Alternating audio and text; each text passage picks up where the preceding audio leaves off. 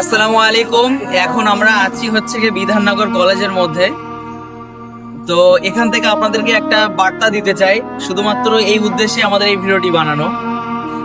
ভাঙড়ে কিন্তু অতি একটা চক্রান্ত চলছে নওশাদ সিদ্দিকীকে হারানোর জন্য, ঠিক আছে?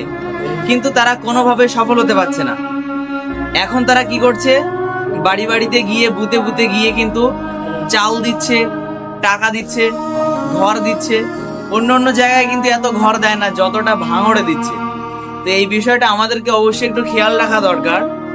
মানে তারা যা কিছু দেয় আমরা যেন সবকিছু নিয়ে নেই, ঠিক আছে? টাকা দেখ, চাল দেখ, ঘর দেখ, বাড়ি দেখ, যাই দেখ না কেন সবকিছু আমরা নিয়ে নিব। কিন্তু আপনাদেরকে তারা কি করছে, কসম করাচ্ছে। আর কসম কিন্তু অন্য কোনো নামে কিন্তু কসম হয় না, শিরিক হয়ে যায়। শুধুমাত্র আল্লাহর নামে কিন্তু কসম হয়। এই বিষয়টা আপনারা একটু স্মরণে রেখে দিবেন। তো যদি আপনার মনে হয় আমাকে জান বাঁচানো ফরজ হয়ে যাচ্ছে, তাহলে আপনি কসম করেন, কোনো সমস্যা নেই।